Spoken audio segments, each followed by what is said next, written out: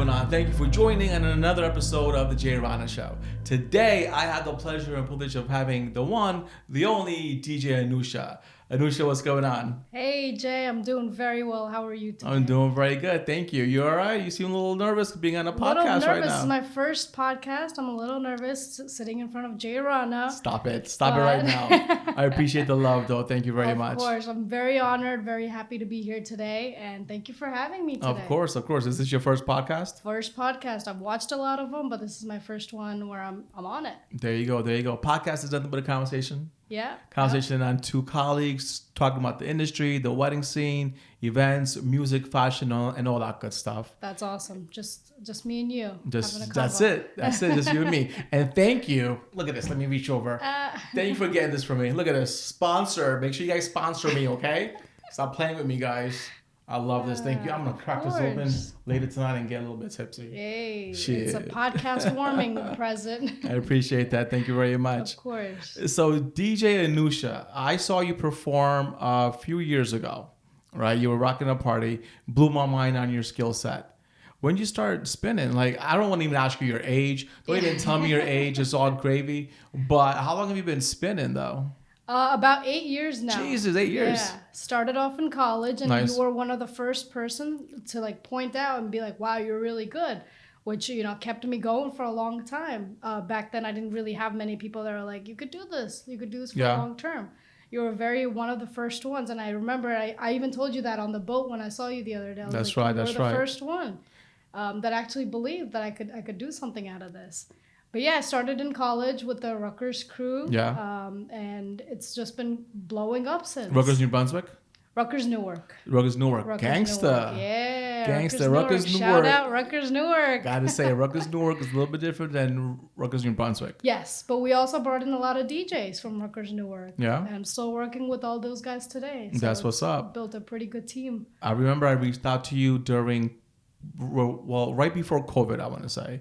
2019, I saw your profile. You came across my desk. I heard you spin. I was like, you know what? I got to get her on the team. And I reached out to you. Remember that? Yep. I do. That was clutch. That was one of the first. And that's why I said you believed in me from the very beginning. You want to be on. Of course, you're talented at what you're doing. Thank you. The world has to see your skill set, 100%. Thank you. Appreciate it. Yeah, it was a lot of work to get here. And, I haven't been on any team since. It's just been me. One moment team, just me, myself, and Stay solo. They say there's no I in team. Yeah. And they say that it takes two heads are better than one. Yeah. And all that good stuff as working as a team. But to get that fulfillment that you got to your destination without I wouldn't even say the help of other people, because other people are obviously going to be helping you, right? The support system we all having love and all that good stuff. But when you have the capability, the drive to do things on your own, it hits differently. Yep. You know what I'm saying? Exactly, for sure. And for me, it was all about building the brand that I created in college. And a lot of people did help me build that brand, and through mentorship, through just believing in me, through referrals, just in many ways, and just commenting on an Instagram, believe it or not. That's a big push, and I had a lot of that, just building the brand, and now I'm still building it. It's still a lot of work in progress, but I like. And you're constantly reinventing yourself, right? Yeah. It's a whole brand. It's I always talk about DJ Anusha, and then I talk about Anusha. I'm going on a DJ Anusha thing. I'm doing an Anusha thing. It's like I'm living two different lives. Talk to me about that. It's like a Hannah Montana life. Nice, I like that. I love it. It's the best of both worlds. And I get to still do my 9 to 5. I have my friends. I hang out as Anusha, but when I'm on DJ Anusha mode, it's just DJ Anusha. Anusha stays home that time. Mm-hmm. It's me, my work, my little iPad, my everything. It's your work ethic at that point, yeah, right? Yeah. Everything goes out the door after that. It's just DJ Anusha time. Do you have a way to turn one on and turn one off? Has that ever come across as an issue? Not really an issue. It's just when I go in, I'm ready for the event. Everything else goes, like I said, out the door. Yeah. I'm very focused on the event with the client. We've worked on this in the past. Even when I'm working with a client, I'm running through the itinerary. I'm still in my home, doing all that. And it's still DJ Anusha mode. Even I'm home working on my itineraries, working on contracts. That's DJ Anusha mode. And then, I set like 2 hours to 2 to 3 hours a day for DJ Anusha time. Gotcha. And that includes whether it's practicing in my basement, it includes sending out contracts. I saw the studio online. It looks good. Yeah, my basement studio. That came a long way. Back in the days, I didn't have like a space to, I didn't have a cool mixer and all that. So I used to be like a garage practicing DJ, like had a little setup in my garage. We all started in the garage, in the bedroom. Now I'm in the basement. I moved up. Yeah, but that studio is sick though. Yeah. I saw the videos. It looks very cool. Yeah, very cool. I had to get my hand on the gold SRT. Yeah. How's that working out for you? Amazing. That I haven't SRT taken it out anywhere. SRT. Hey, Pioneer. Make sure you guys jump on board real quick. Yeah, no, that I haven't taken it out anywhere. I'm way too scared to get any color on it, any scratch on it. Stays home. Never take it to a holy party. Nope, never. Don't do it. I've done my fair share of holy parties with the old rig, with the old rigs. Yeah. And you gotta have backups for days. I've seen telling you. DJs with these big SDJs, CDJs, and then they have all the colors on them. It just breaks my heart. It does, right? It breaks your fucking heart. Like, you gotta open that shit up. You gotta clean it out. Air it out. It takes time. All the little crooks and crannies you gotta get in to get the green color out. Yeah, man. It's a pain. It is a pain. We met on a boat, right? We did our first gig together. Yes. On a boat. We were DJing around the Manhattan, the Circle Line, I want to say. Yes. That was dope. That was amazing. Sharing a stage with somebody that I've looked up to for a long time. Stop it right now. That was amazing. I appreciate that. I gotta let you know where I started from. I appreciate that. And I was like, upstairs is Jay? No way. Thank you for the love. That was a good event. It was a good event. It always got better and better all that time, right? Like it kept on getting better and better. I really appreciated that. Thank you for that. You mentioned earlier that I was talking to you behind the scenes, right? We're talking about clothes. Yes. Now, clothes is a big deal, right? As an entertainer, you got to make sure that your clothes are on point. Yes. Right? And for me, going to Express, going to Banana, J. Crew, going to like Journey for my shoes, like I mix and match a lot of I mean, I even shop at Forever 21. And I'm 44. Yeah. I mean, it is what it is, right? I got to make sure I pull it off. You know what I'm saying? Yeah. Like, what about you? Like, are there a lot of options for your clothing line and like everything that represents DJ Anusha and your brand? Yes. So my fashion sense kind of came about when I was just experimenting. What am I going to wear? Now that I'm a DJ, all right, we got that part figured out. In front of hundreds of people. In front of hundreds of people, I'm representing myself. I'm representing my brand. Mm-hmm. If I'm being paid $1 million, I gotta look like $1 million. 100%. So that's what it got me into. I was like, all right, well, I can't do dresses because I can't, get up, get my energy up and fix everything. So dresses were out. Yeah. Dresses, skirts were out. And I was like, okay, pants. Now we got to make it look nice. And then you add one of these like nice little J. Crew blazers. Mm-hmm. And that's how it started. I just started rocking these J. Crew blazers. And I had like 4 colors. And now I'm at a little, hold on. I'm thinking of a word. No worries, take your time. I'm at a little conundrum. Is that a word? Conundrum? No. Okay. A crossroads? A crossroad. That's what I'm saying. So now I'm at a crossroad here.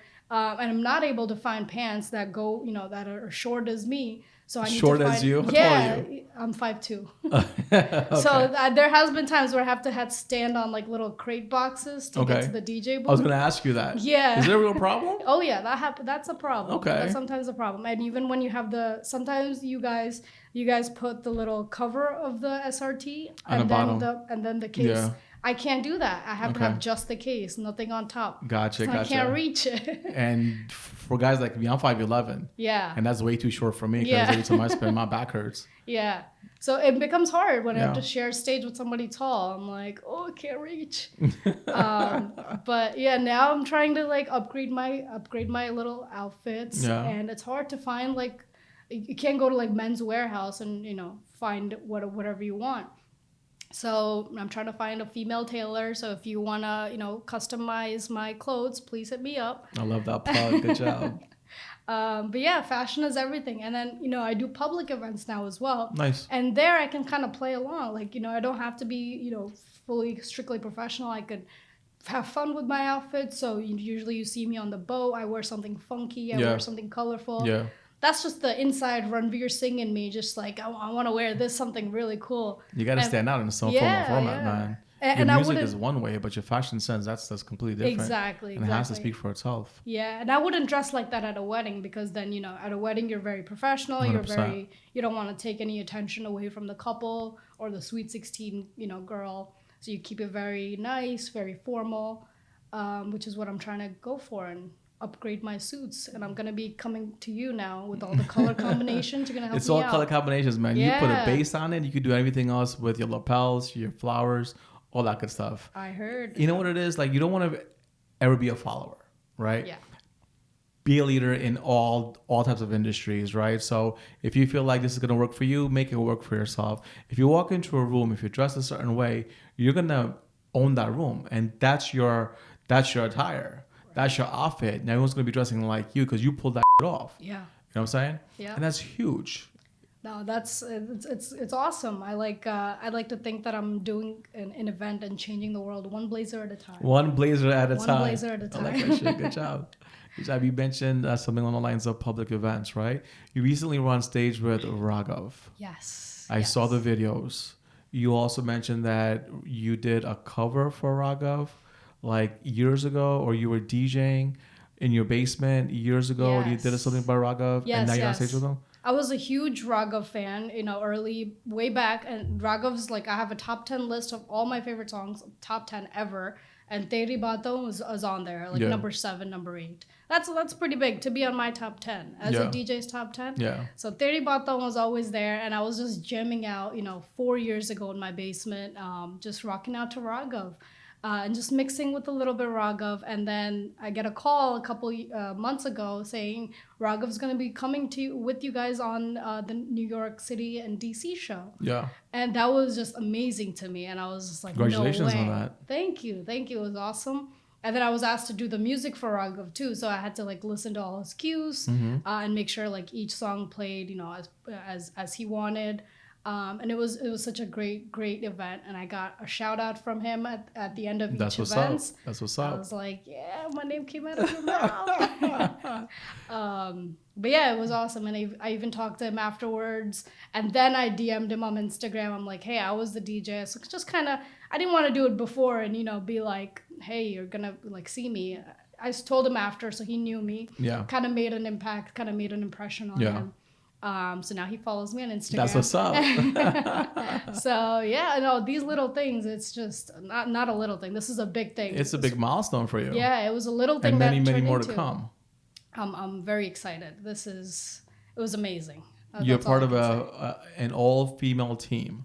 Yes. Talk to me about that, because I know there's one from the West Coast. Oh, yes. So the tour that I went on, the tour I went on was with 2 other female DJs. Okay. And one of them was from Chicago, DJ Miss Bella, and we had one from Dallas, DJ Dimple. Gotcha. So we were all together. We had a set each. It was really fun. It was a lot of fun. Just as you imagined, just 3 girls just all having a good time. Do you feel like being part of being female, like you're a female DJ, right? So let me ask you a question. It's a common controversy, and I wanted to ask you, being called a female DJ versus a DJ, how do you feel about that? Oof. Okay. Yeah. A lot of opinions on this one. It's the same as being a male actor versus an actress. Okay. There's an award for a male actor, and then there's an award for a female actor. I feel like it's a little bit different here, because when I started off, female DJ was very. I was only invited to female only events. I would do a lot of Muslim events. Gotcha. That were dolkies, female only. They only wanted a female. So that was a little, I would do it because, that's, you got to start somewhere. And they were pretty good gigs. And, they were very, very nice people. I mean, there were a lot of my clients. But they would only want me because I'm a female. Okay. Which was kind of a little disappointing for me at the time because Okay. that's not what I wanted to be. It's Yeah. not. I don't want you to hire me just because I'm a female. It felt like it took away from my talents. They weren't really focused on my talents, what I bring to the table. They just cared that I was a female and that I could do this. So lately, I've been moving a little further away from that because my charges have gone up. So they don't want to just pay a female, just for that. So that it worked out in a way. Now people reach out to me and they want a female DJ, but they can't afford a female DJ like myself. So now I've moved away from that a little bit. I still do it. I still do all my Muslim events, all my dolkis, nikahs, and they're great. They're when they show me the respect that I need, and they don't just want me for the female part. They want me for they want me for the whole wedding. They don't want me just for the mendi or the sangeet, but they also want me for the reception. And I take that as a win now because before I wouldn't book any receptions or anything like that. But now I have, all 3 events. Good job. Thank you. Good job. And I'm sure that also reflects on your pay as well. Yes, definitely. Right? Because I know for a fact that sometimes being a female DJ, right, the pay is not as high as it should be compared to a male DJ. Right. I mean, I see them personally on my own roster because I've also hired a few female DJs to represent my brand in that exact experience. When I used to do Arabic events and Muslim events and all those things, I had specialty female DJs just for that special part. Right. And they were paid a certain wage, which was not consistent with the males, right? Yeah. Because of the level of work that they'll be doing, I want to say. Yeah. But that also goes into like doing your own labor, for example, right? I mean, I got 3 sisters. I'm the oldest brother. I don't want them picking up any speakers at all, right? So I make sure that my female DJs going on site, the production was already there. Yeah. Set up. All they got to do is go in with your laptop, plug and play, and dip out. Yeah. And that worked out for them because that's what they wanted. You know what I'm saying? Like in your case, tell me you're picking up speakers. Are you picking up any speakers? Yeah. You are? I still do. I Nice, still good do, job. believe it or not. Yeah. Those are my only form of exercise. So no complaints there. But I have like little K12s that can handle a tiny little party, like about 100 people kind of party. Sure. I'm kind of, I get my lifting.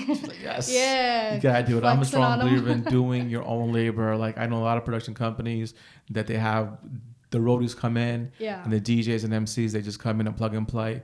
I feel like you're missing out on the whole experience of it, Yeah. And me getting older and still knocking out these events, I still do my own labor. And that blows a lot of my competition's minds away. Like, damn, you still doing your own labor? Yeah, absolutely. Yeah.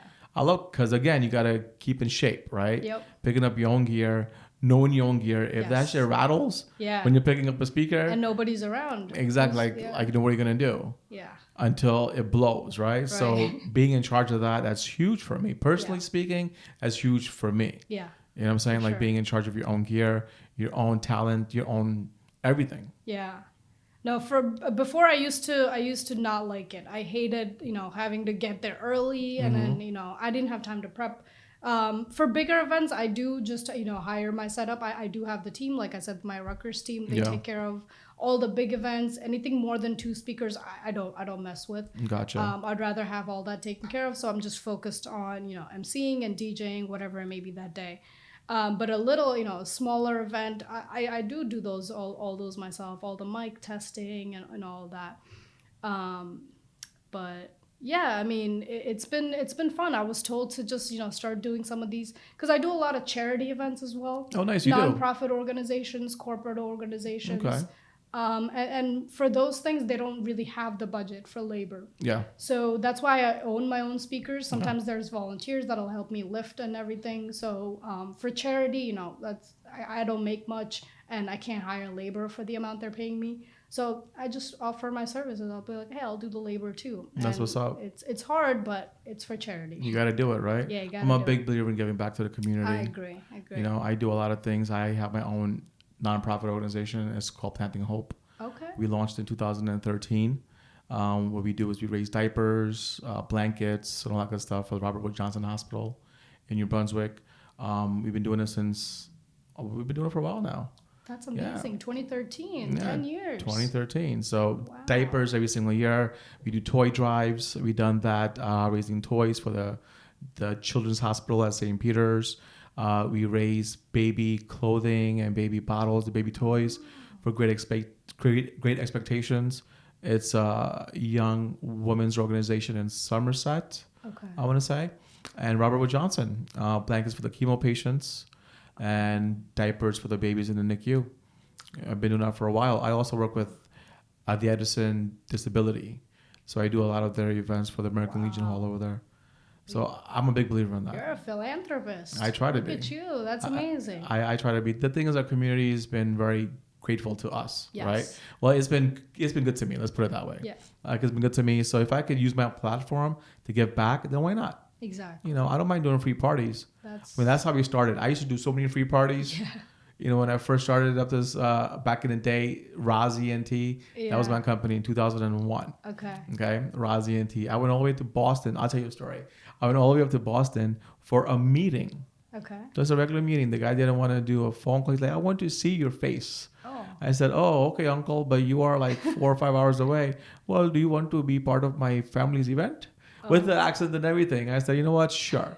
I went up there, and guess what? I did not get the contract. Oh. I drove back down, right? But you got to put in your time. Yeah. You got to put in I paid my dues a long, long time ago. Yes. So knowing all that to where we are now comes full circle. Yep. You know what I'm saying? Because you got to pay your dues. You know I did a New Year's event when I first started, and I guess how much I got paid? $250. $250 for a New Year's event. New Year's Eve. Somebody's basement. But it was like 2015. You know, I was just starting. And it was like it's still a lot of money at that point. Yeah. I mean, back then it was still a lot of money. Yeah. I went home and I bought myself a telescope. After. A telescope? Treat yourself. Yeah. Are you into astrology? Yeah. Tell me more about Astronomy, yeah. Astronomy. No, I was just always a NASA kid. I thought I would be an astronaut. Oh, wow. But I'm not. So I got into like telescopes. I like looking at stars and stuff. And back then I bought a $200 telescope. And just recently after this New Year's, I upgraded to an $800 telescope. Oh, wow. So now I have a like nice little automatic telescope. That's what's up. Have you found anything interesting up there? Jupiter, its moons. I see all of it. The moon like every other week. I would not have assumed that you like astrology. Yeah, no, I'm a nerd in the... Astronomy, yes. That was twice. Yeah. That's twice I fucked up on that. Look at that. But it's all good. It's a common mistake. It's a common mistake.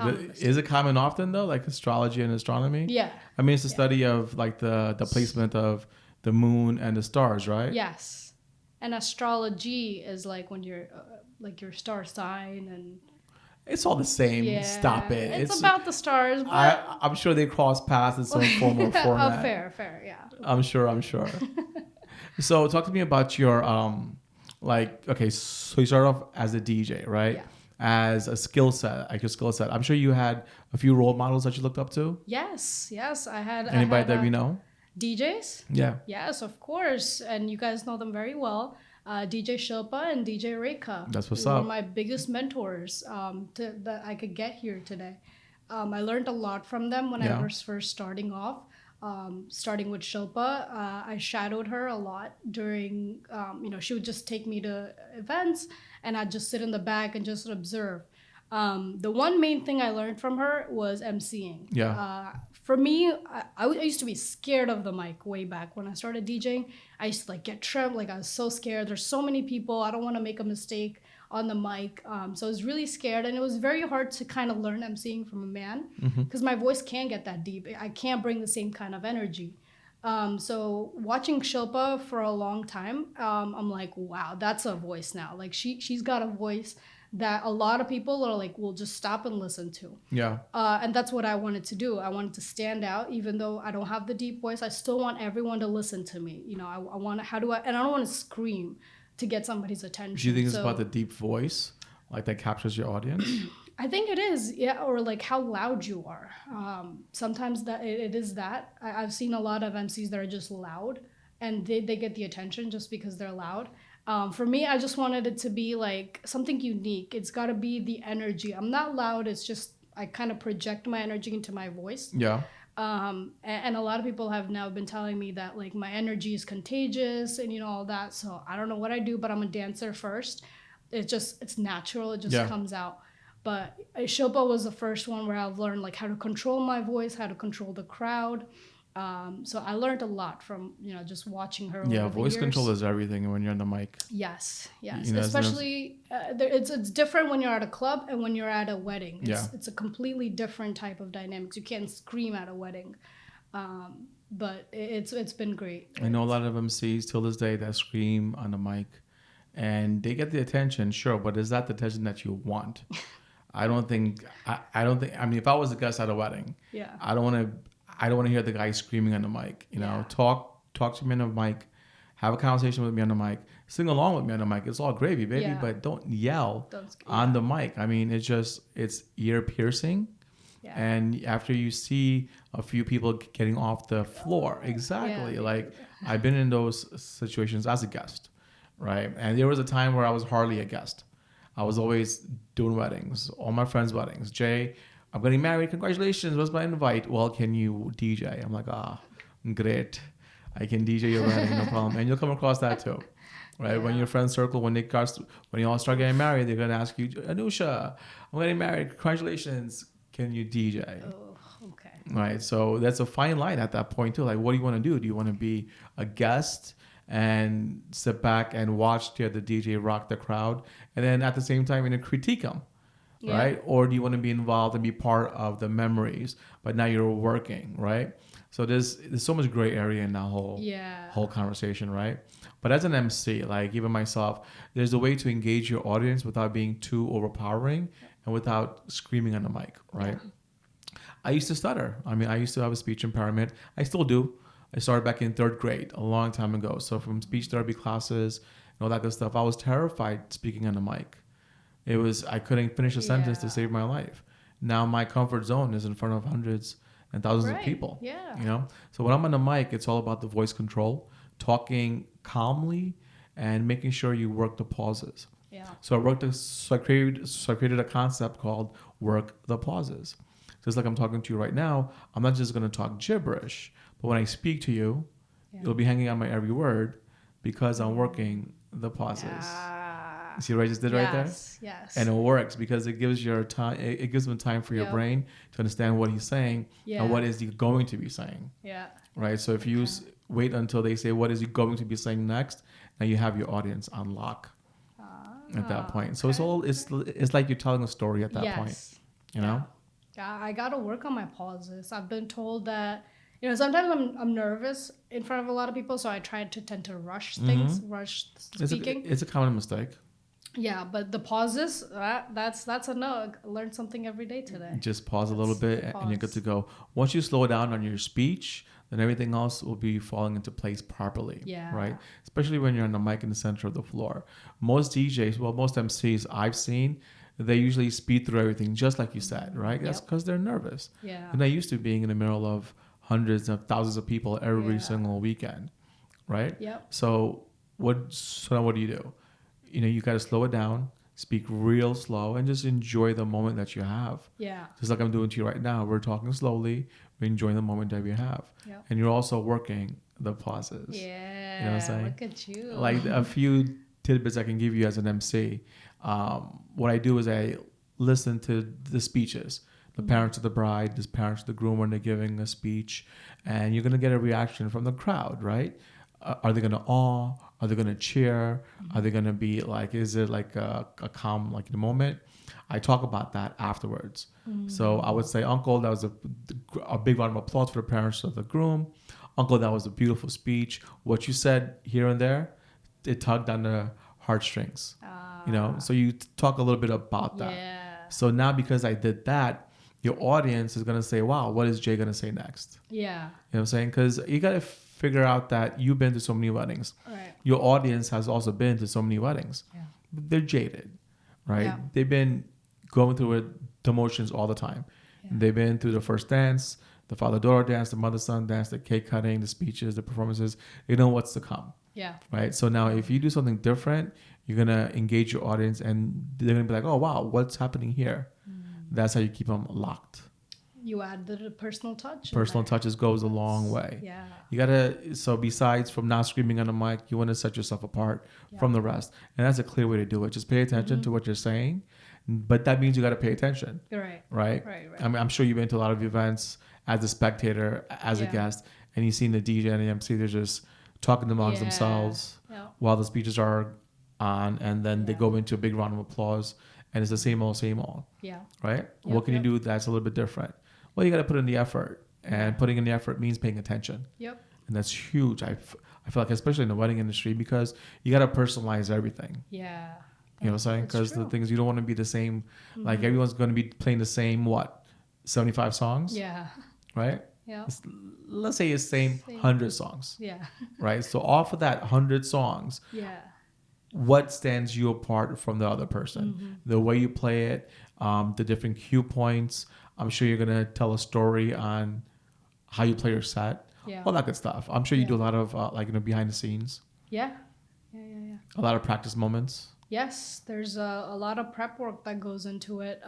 Just for me to get my confidence, I just go up on the stage and I do a mic check. Everybody's watching me, the photographers, everybody's eyes are on me. And that's when I kind of own the stage before anybody else gets on the stage. It's my stage first. Yeah. So I go in there, do a couple of sound checks. And this also I learned from Shilpa. She goes out there, she just owns the stage, gets the confident level up, like boss walk all over, just talk to everybody.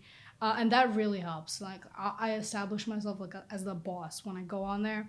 It's like lady boss, just the boss walk. I like that. Yeah, the boss walk. You gotta I can't do it in my setup clothes. I have to be in my either Gucci slides or like my J. Crew jacket on.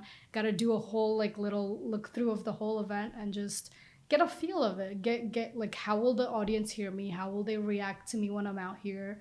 And then just go over the cues with the DJs. I'm going to be entering to this song. And I usually kind of get it up and then bring it down. But in terms of DJing, my little pre-prep work is one Mountain Dew. Gets my energy up through the roof.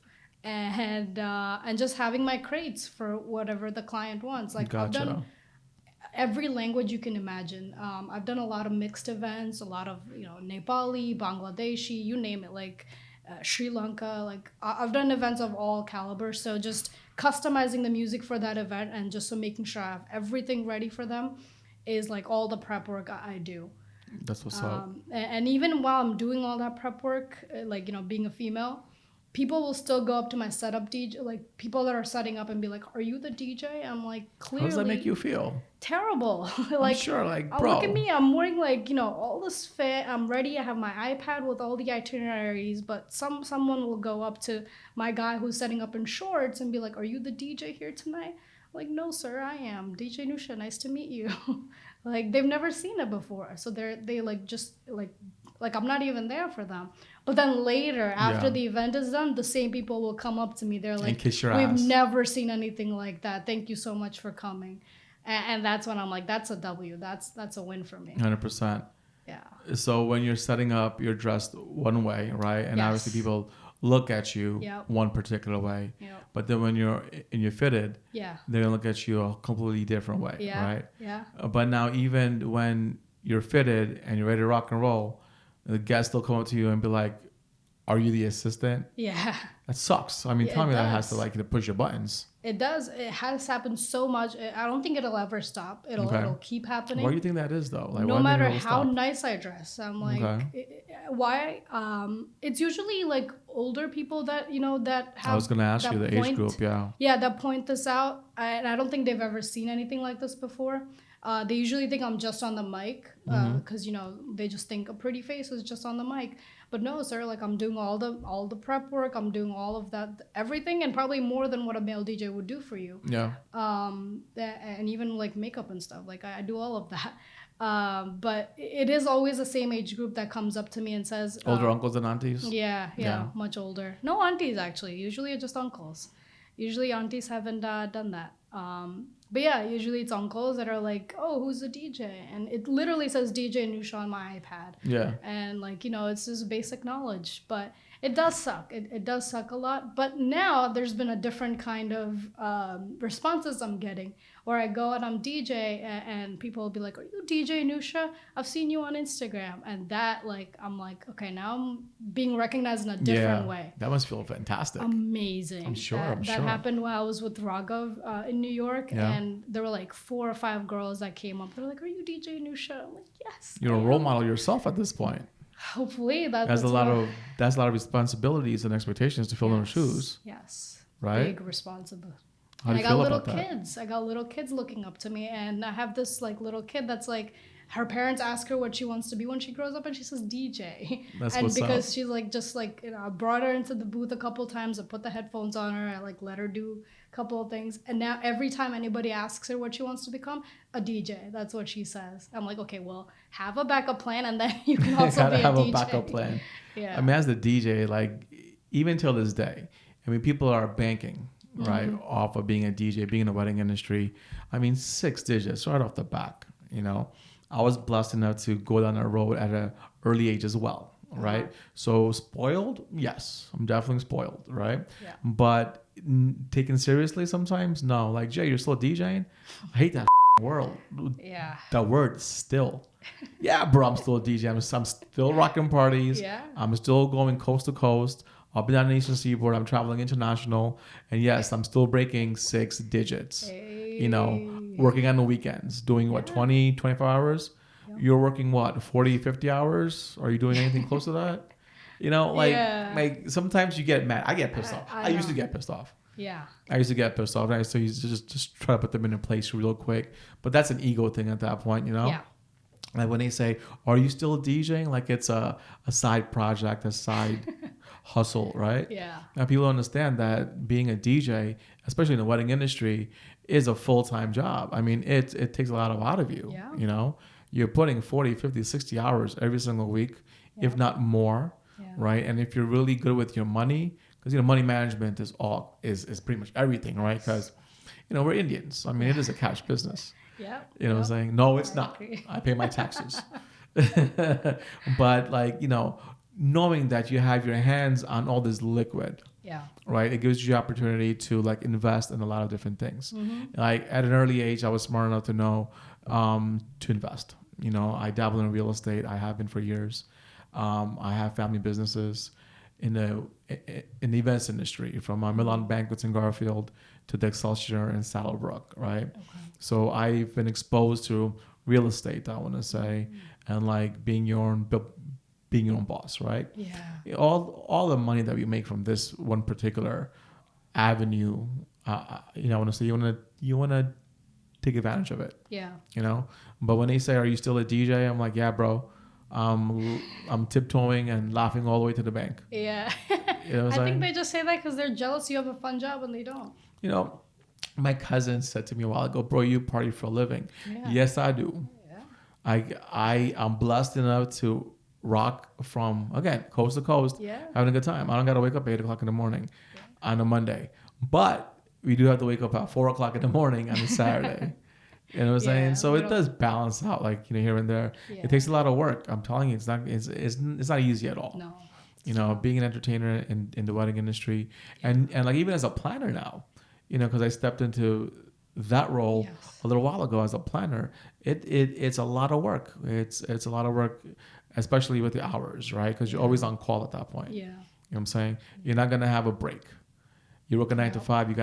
You have a lunch break. That's not the case when you're working in the wedding industry. Yeah. It's nonstop. If you take a break, you're going to be sleeping for 5 hours straight. That's it. You know what I'm saying? Because I've been in those situations where you see all the staff in the parking lot, in the back of the trucks, like they're sleeping, and that's it. They're done for the day. Oh, it's a tough life, but we're built for it. There you go. Like, you got to be built for it, right? Yeah. Because you asked for this. Yeah. Like anyone, I can't say anyone. It's not for everybody. It's definitely not for everybody, because you got to have tough skin. And I hate to bring it back to you being a female DJ, but you have to have even tougher skin. Oh, yeah. You know what I'm saying? At such a young age, too. Yeah. Like, I'm sure being in this wedding industry, you're going to go far. I can already see it, Anusha. Congratulations ahead of time. You're going to go very far. But you're built for it, right? Like, you're built for it. You have tough skin. At the same time, you know what to expect. Yeah. you know what to expect from all the haters. Yeah. Haters got to have a job too. Mm-hmm. You know, Yeah. I'm sure you have your fair share. Yeah. Oh yeah.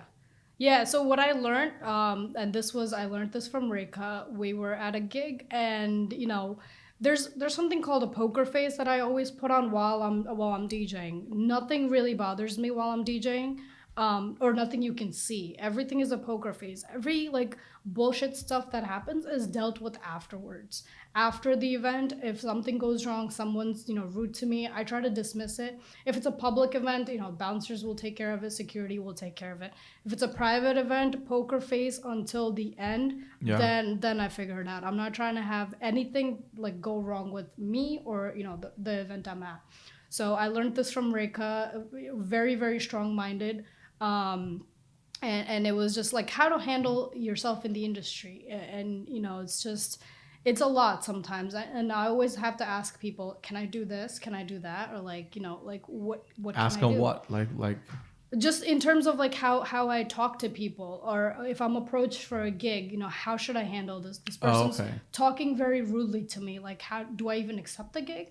Even if I've gotten very like demeaning calls like that are just like, hey, I just need you to DJ for 1 hour, do you want to come? Or like it's very like not professionally asked, not very nicely asked. People are just like expect you to just come when they want you to. Is that because you're a female DJ, or is it because you're new to the industry, or is it because of any other reasons? I think it's a mix of me being a female and a young female at that. Okay. So me being like, right now I'm 26, but I started this when I was like, 18. Mm-hmm. So I've seen this, even now people don't think I'm 26. They always think I'm 21. I still get carded.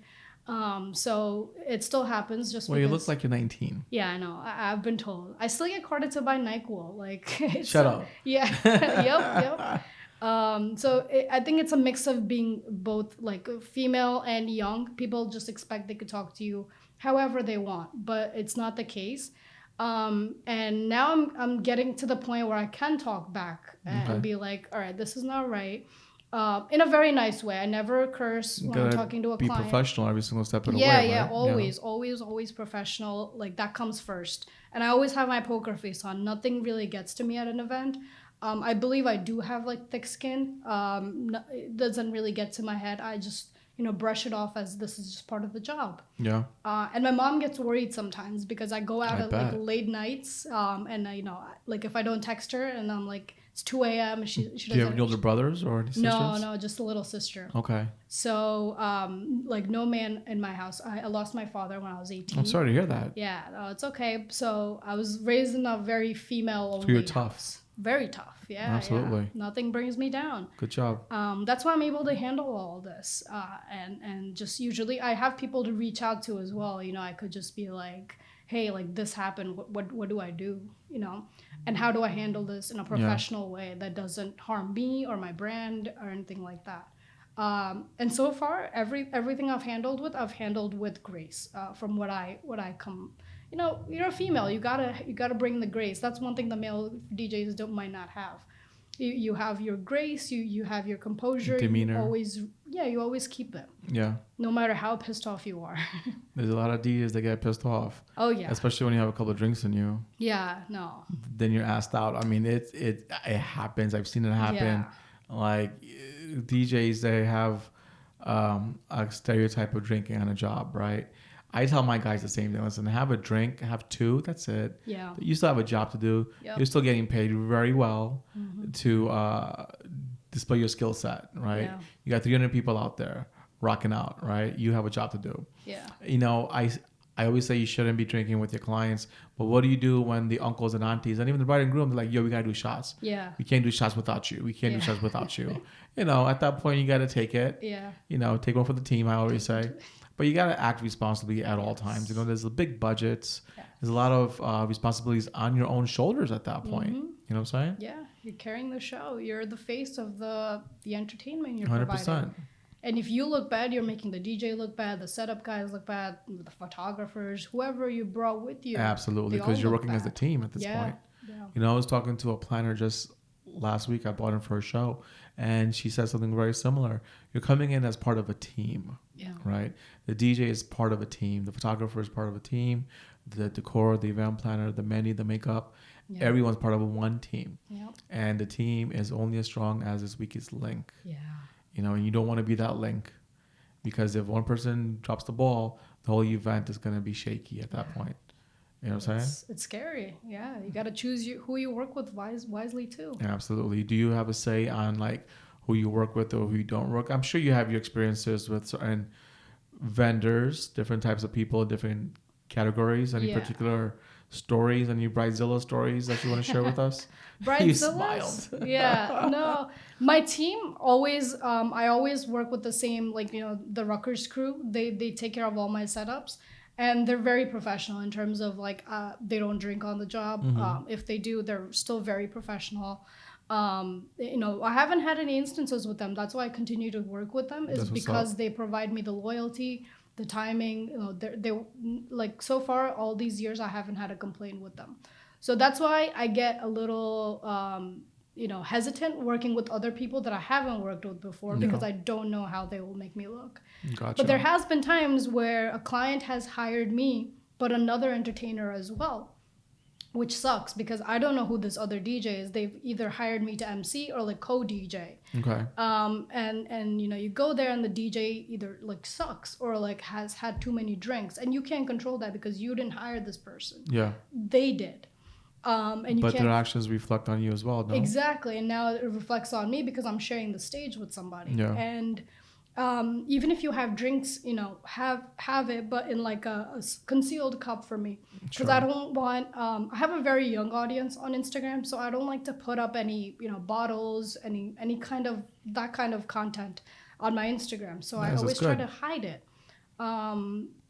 Because I'm very professional. So, New Year's Eve, we were like, there were like White Claws on the table. I was like, please, like, put it in a cup. Like, we can't have that out. There's so many pictures being taken of me, and I don't want to be the one, like, if it's on my table. And White Claw's not paying you for that sponsorship either, sweetheart. Fuck that. Yeah, right?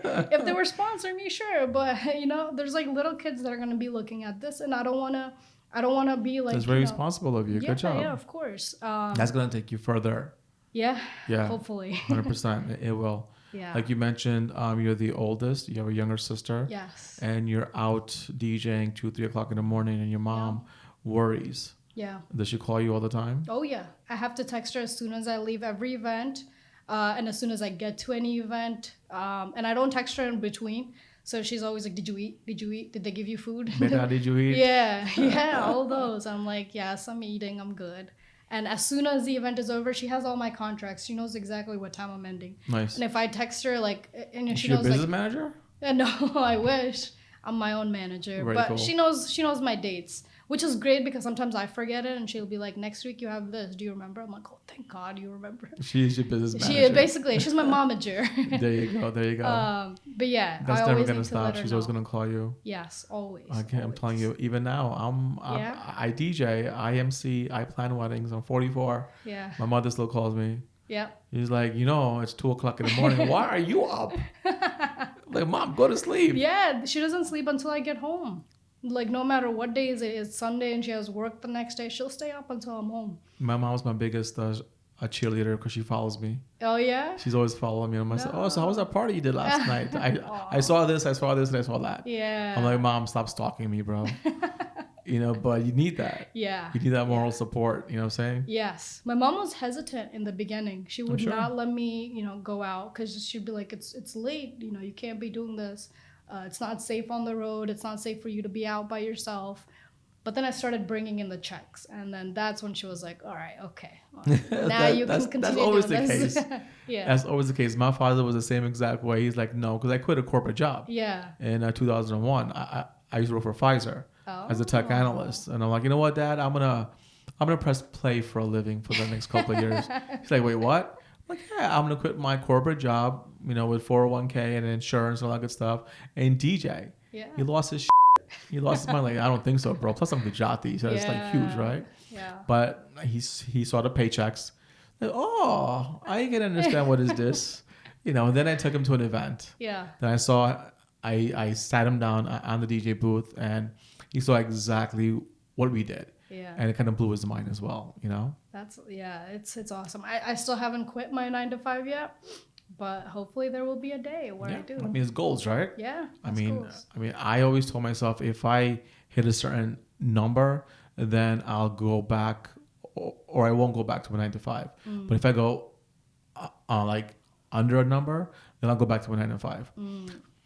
Knock on wood, man. It hasn't happened yet, you know. Because the thing is, going backwards is fine. Yeah. You know, if you want to reset, if you want to do things differently, if you want to reinvent yourself, right? But if you can keep on pushing forward, right, which is huge. Like I was just talking to a friend of mine just earlier today, talking about being uncomfortable and getting comfortable with being uncomfortable, because that's when you're going to be growing. Yes. You know, COVID was huge. Everybody was uncomfortable. Yeah. Matter of fact, I just got a reminder on my Facebook today of a picture I took that I was laying back in a hammock in the middle of June on a Saturday at 2 p.m. And I haven't done that since COVID. No, I haven't done that since 2001. But I did that during COVID. Yeah. Because this picture was from 3 years ago, 2020. And I put everything into reality, like, holy shit, man. Because honestly, when COVID happened, I was like, I don't know if I want to go back. Because I started enjoying my Saturdays. I started enjoying my family time. I started enjoying a lot of different things. So everyone talks about the pivot, right? Yeah. Like what they did during that time, how they had to make it, and like all that good stuff. So I picked up a day job. Yeah. Yeah, I picked up a day job because I didn't want to, first of all, stay home. Yeah. And second of all, I didn't want to get fat. I'm vain as hell, right? Fair. It is what it is. I didn't want to sit on my all week and just eat and drink. That's what everybody was doing. Yep.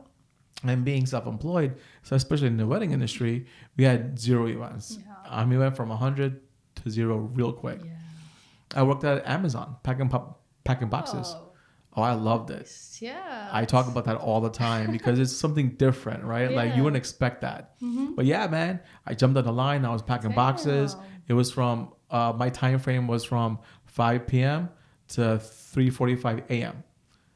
The second shift, and I absolutely adored it. That's awesome. I loved it. I had my podcast on. I was listening to ghost stories, right? I was listening to ghost stories every single day with my headphones in, just packing boxes and just calling it a day.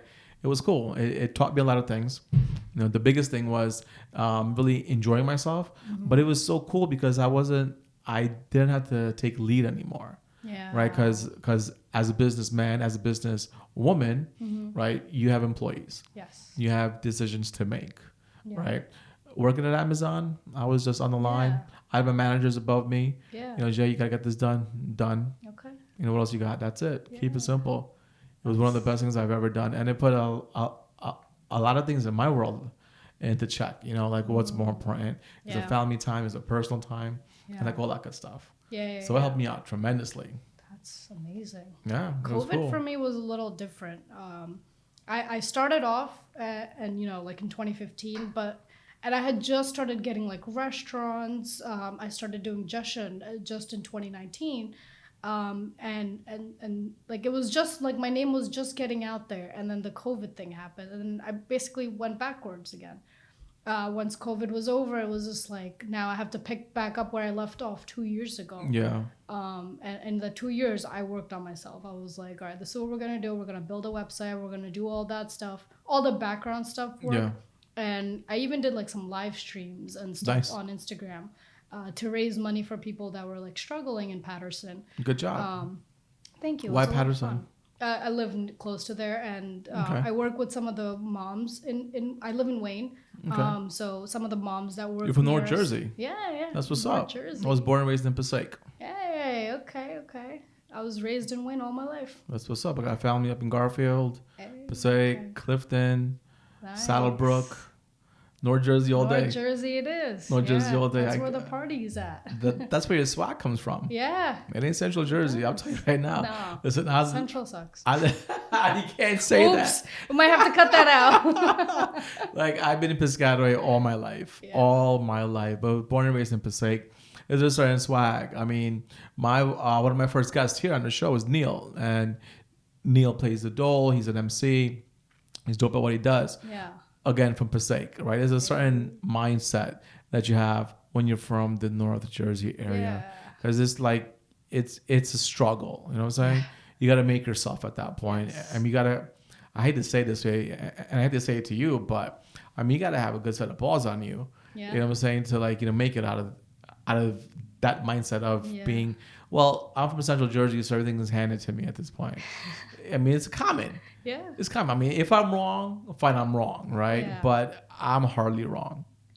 Yeah, no, that makes sense. I see that now. I've never even noticed it, but people from North Jersey are built different. That's why I said when you're from Rutgers, Newark, I'm like, are you gangster? Yeah, I'm gangsta. It's Newark.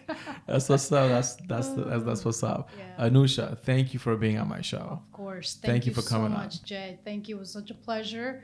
We're going to continue to work with each other in the future. Yeah, absolutely. And this is just one of the episodes. I'm going to have you come on in like a year, maybe 2 years, when you're like international. All right. You're international right now? No, I wish. Okay, then when you're international, Yeah. hopefully it's not 2 years, but 1 year.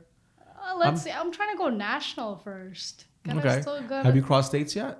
No, I'm going to Tampa in 2 days. Okay, well, there you go. That'll be my first, I think, out of state. Well, out of like East Coast area. Well, out of the tri-state. Out of the tri-state, yes. Nice. Out of the tri-state. Tampa will love you. Yes, I'm so excited. You're excited? Yeah, I already got people DMing me. They're like, this stuff never happens in Tampa. We're so excited. Nice. So I'm very excited. Congratulations to you and all your success. Thank you. There's you so much more for you out there. I could see it's going to be a bright future for you. Thank you. I appreciate you. Absolutely. Good job.